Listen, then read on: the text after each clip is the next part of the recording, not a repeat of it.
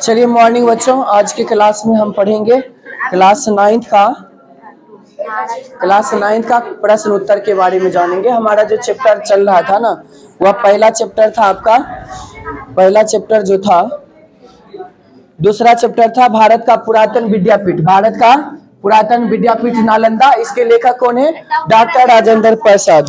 इनके लेखक कौन है? डॉक्टर राजेंद्र प्रसाद। तो इनके बारे में हम जानने की कोशिश करेंगे। पहला जो क्वेश्चन है, यह क्वेश्चन हम देखते हैं।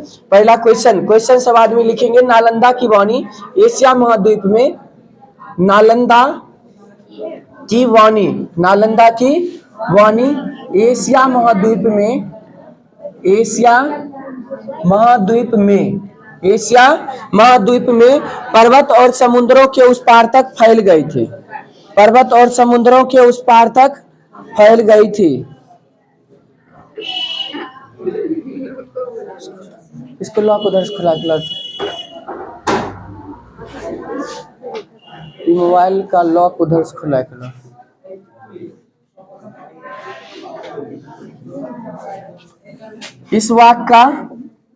इस वाक्य का आशय स्पष्ट करें। आशय स्पष्ट करें, है ना। इसका आशय क्या करना है? स्पष्ट करना है। नालंदा की वाणी एशिया महाद्वीप में पर्वत और समुद्र के उस पार तक फैल गई। हम बात कर रहे थे, पढ़े थे कहानी, ध्यान सुनिए। हम कहानी जो पढ़े थे उसमें क्या था? हमारा एक एशिया महादेश के अंतर्गत एक नालंदा था, और यह नालंदा जो है विश्व प्रसिद्ध हो गया था, क्योंकि यहाँ पर बहुत सारे लेखक आए, और वे सभी लेखक ने क्या किया? वे सभी लेखक ने अपनी अपनी विद्वता प्राप्त करके दूसरे देश विदेश जाकर के इसका प्रचार प्रसार किया। तो इस प्रकार से यह क्या हो गई थी? फैल गई थी। तो आंसर सब लोग लिखेंगे। नालंदा में ज्ञान साधना के सुरभित पुष्प खिले हुए हैं। नालंदा में ज्ञान साधना के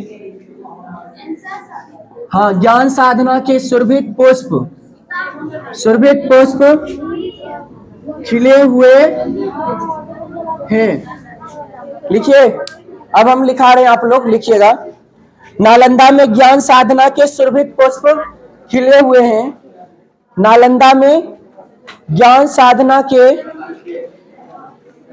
सुरभित पुष्प खिले हुए थे।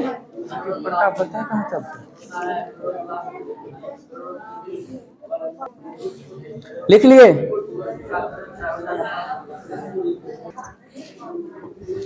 लिखिए, अगला लिखिएगा। एशिया महाद्वीप के विस्तृत भूभाग में खिले हुए हैं। और उसके बाद एशिया महाद्वीप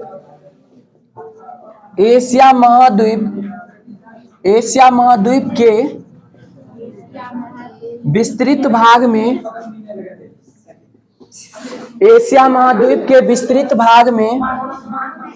एशिया महाद्वीप के विस्तृत भाग में विद्या संबंधी सूत्र भी उसके साथ जुड़े हुए थे। विस्तृत भाग में विद्या संबंधी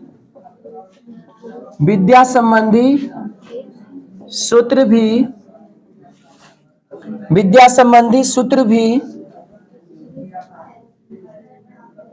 उसके साथ जुड़े हुए थे।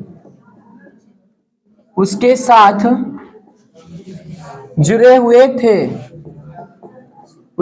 जुड़े हुए थे। ठीक है, अगला पंक्ति।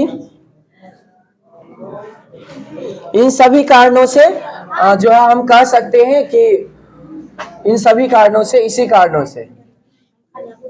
इसी कारणों से हम कह सकते हैं। क्या हुआ? बोलिए। इसी कारणों से हम कह सकते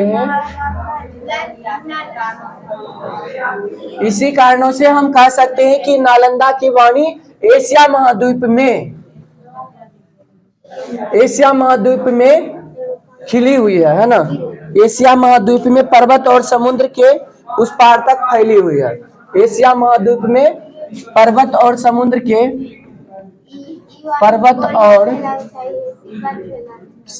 के उस पार तक फैली हुई है। मतलब ऊपर का जो क्वेश्चन है वो पूरा यहाँ पर आप लिख सकते हो। ठीक है, समझ में आ रहा है जी? क्या नाम है आपका?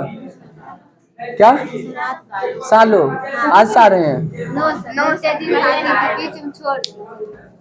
तो मेरी नजर में तो नहीं है ना। सही, क्या बोले? ये तो बोले इस पर का इन कारणों से हम कह सकते हैं नालंदा की वाणी, नालंदा की वाणी, वाणी एशिया महाद्वीप में, एशिया महाद्वीप में पर्वत और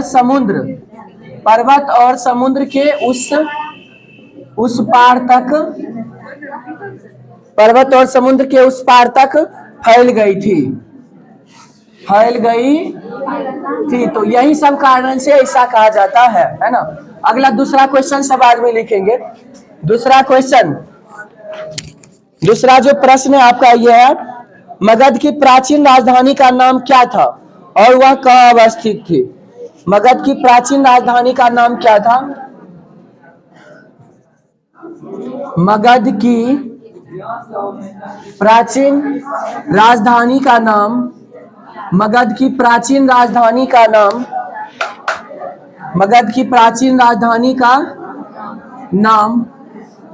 क्या था और वह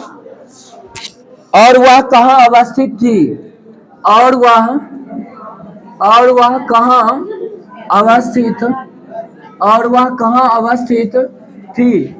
वह कहाँ अवस्थित थी? ठीक है, चलिए आंसर लिखिएगा। मगध की प्राचीन राजधानी का नाम राजगिरी था। मगध की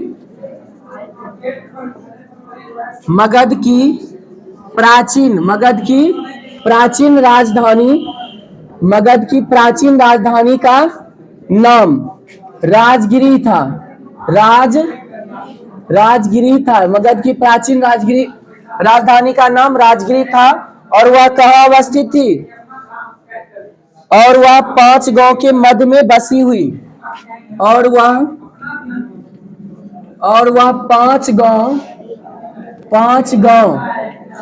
और वह 5 गांव के मध्य में, 5 गांव के मध्य में बसी हुई,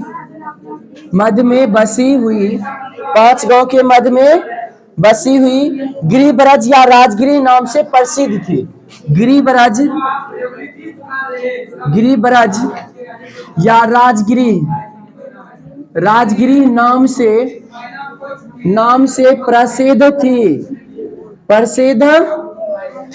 है ना। अगला तीसरा क्वेश्चन लिखेंगे। बुद्ध के समय में नालंदा में क्या था? बुद्ध के समय में नालंदा में क्या था? इसका इंक लेकर, इंक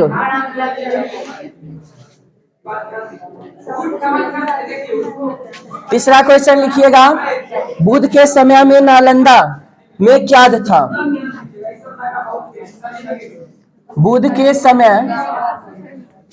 समय में नालंदा में क्या था? बुद्ध के समय में नालंदा में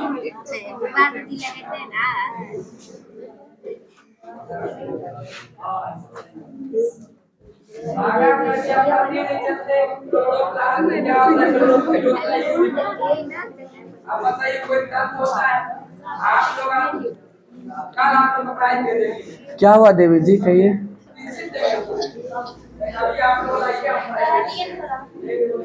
आप आइएगा लिखने।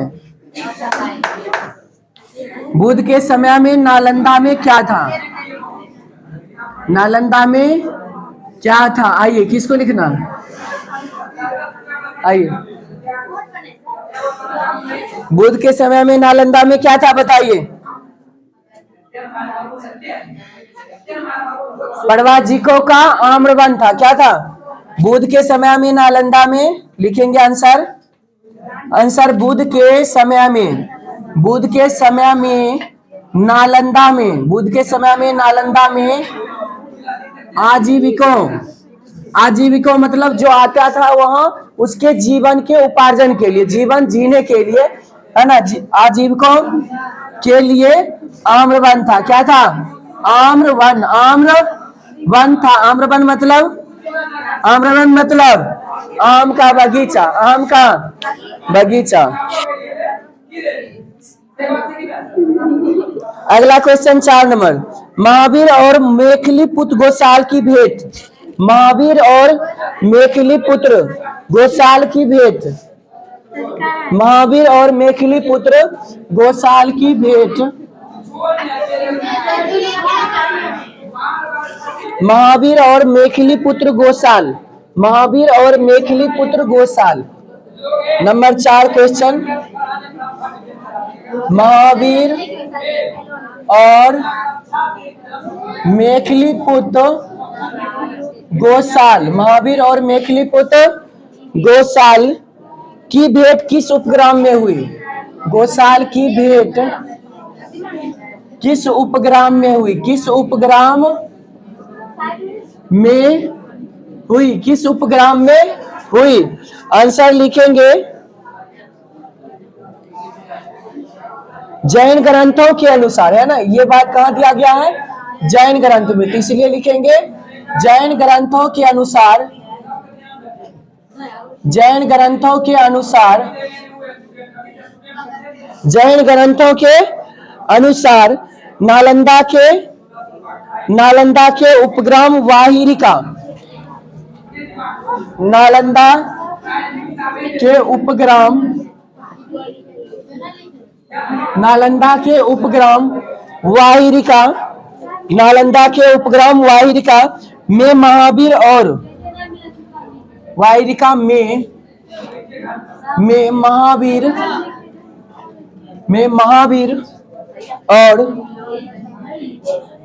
महावीर और मेखली पुत्र गोसाल की भेंट हुई। गोसाल की भेंट हुई। ठीक है। अगला 5 नंबर क्वेश्चन है आपका, महावीर ने नालंदा में कितने दिनों का वर्षावास किया? बताइए। 14 वर्ष। महावीर ने नालंदा में कितने वर्षों का क्या किया? कितने वर्षों का, कितने दिनों का वर्षावास किया? कितने दिनों का वर्षावास किया? तो हम बताए थे, क्या बताइए, क्या बताए थे? 14 वर्ष। 14 महावीर ने, आंसर लिखेंगे, महावीर ने नालंदा में 14, है ना,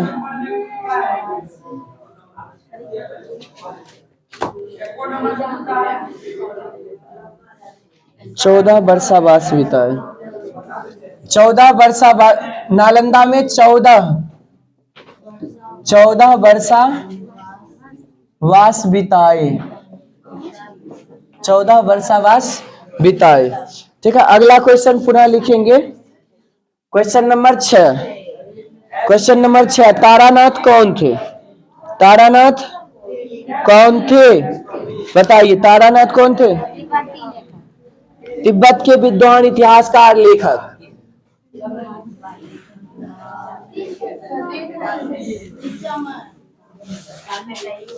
तो क्वेश्चन नंबर 6, तारानाथ कौन थे? तारानाथ कौन थे? तारानाथ कौन थे और क्या है? उन्होंने नालंदा को किसकी जन्मभूमि बताया है? उन्होंने नालंदा को किसकी जन्मभूमि बताया है? किसकी जन्मभूमि बताया है? तिब्बत के विद्वान। तारानाथ तिब्बत के विद्वान इतिहासकार थे। तारानाथ कौन थे? बोलेंगे तिब्बत के विद्वान इतिहास, तारानाथ तिब्बती लेखक, तिब्बती लेखक थे, है ना, तिब्बती लेखक थे।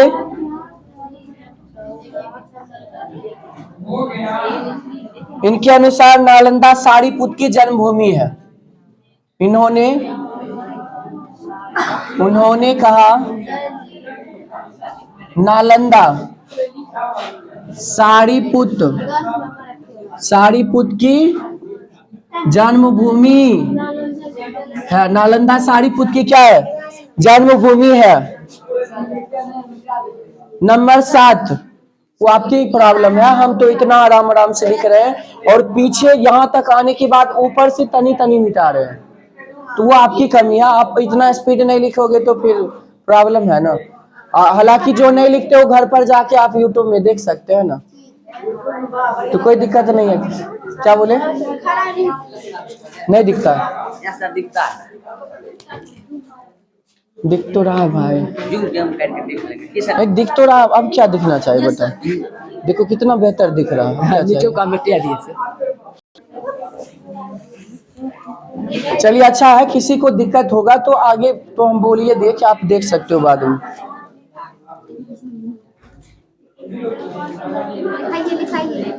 नंबर 7, एक जीवंत विद्यापीठ के रूप में नालंदा कब विकसित हुआ? एक जीवंत विद्यापीठ के रूप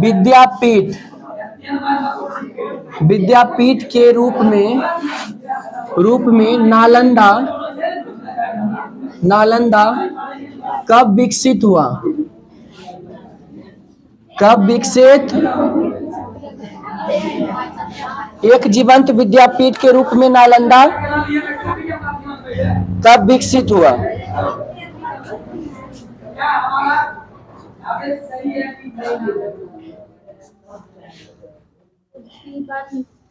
एक जीवंत विद्यापीठ के रूप में नालंदा कब विकसित हुआ?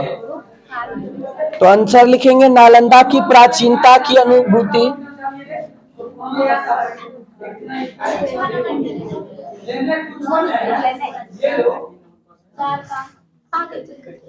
नालंदा की प्राचीनता की अनुश्रुति।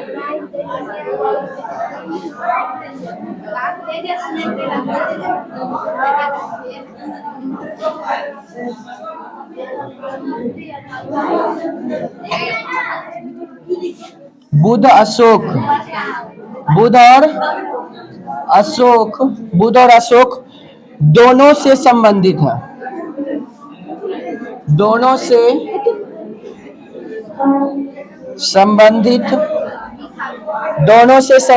है, किंतु एक प्राणवंत,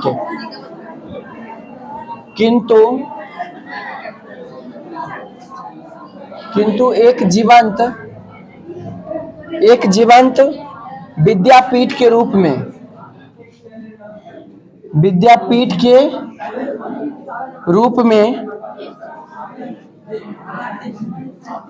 में उसके जीवन का आरंभ गुप्त काल में हुआ था। कौन काल में हुआ था?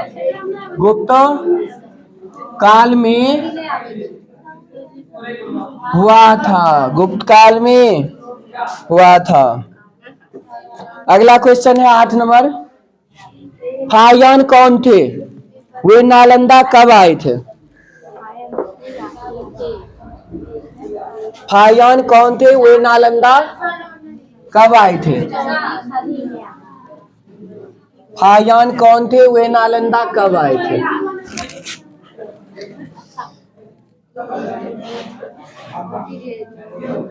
फाहियान कौन थे? वे नालंदा कब आए थे? है ना। फाहियान चीनी यात्री थे। फाहियान कौन थे जी?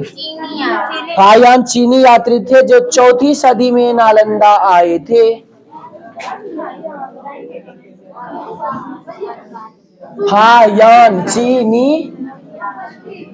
चीनी यात्री थे और वे चौथी सदी में नालंदा आए थे, है ना, आए थे ना जी, नालंदा आए थे। अगला 9 नंबर, हर्षवर्धन के समय में कौन चीनी यात्री, 9 नंबर, हर्षवर्धन के समय में, हर्षवर्धन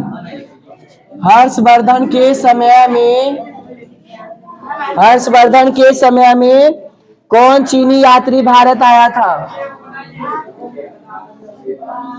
कौन चीनी यात्री भारत आया था? ठीक है, कौन चीनी यात्री भारत आया था? उस समय नालंदा की दशा क्या थी?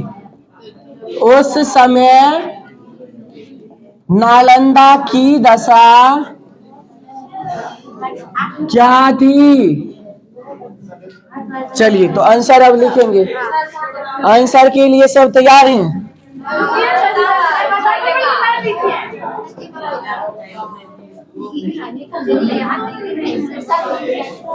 चलिए, तो आंसर के लिए सब तैयार हो जाइए। नंबर 9 का, है ना, हर्षवर्धन के समय कौन चीनी यात्री आया? तो युआन चांग। कौन आया? बोलेंगे, हर्षवर्धन के समय युआन चांग यात्री, युआन चांग भारत आया था। भारत आया था। उस समय नालंदा की दशा क्या थी? तो क्या बोलेंगे? उस समय नालंदा अपनी उन्नति के शिखर पर था। उस समय नालंदा अपनी उन्नति के शिखर पर था। उन्नति के शिखर पर था। नंबर 10, नालंदा के नामकरण के बारे में अब आगे कल कर देंगे क्या?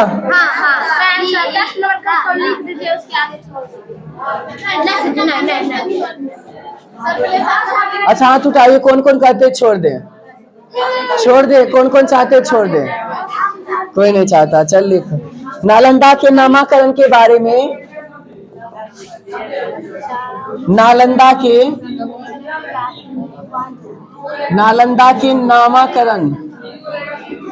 नामकरण के बारे में, नालंदा के नामकरण के बारे में किस चीनी यात्री ने,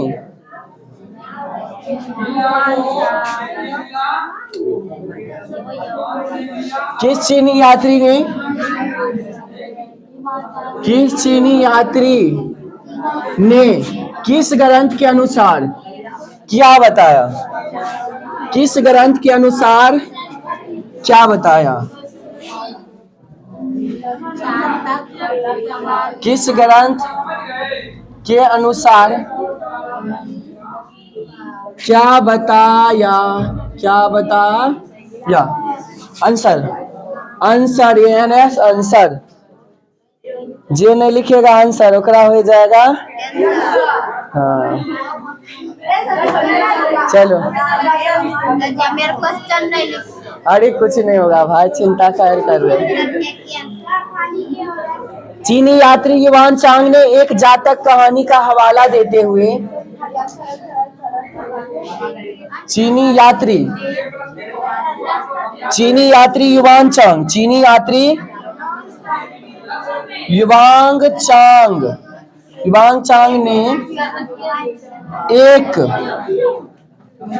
कहानी का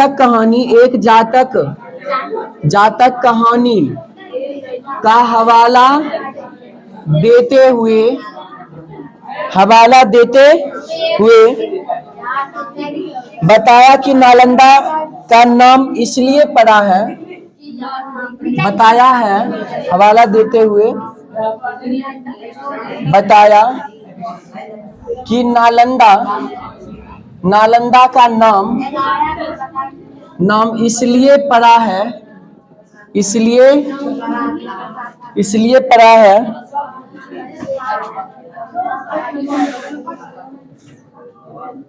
कि यहाँ अपने पूर्व जन्म पढ़ा था कि यहाँ अपने पूर्व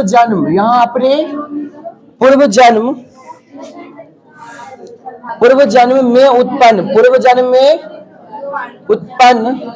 उत्पन्न भगवान बुद्ध को तृप्ति नहीं होती थी। उत्पन्न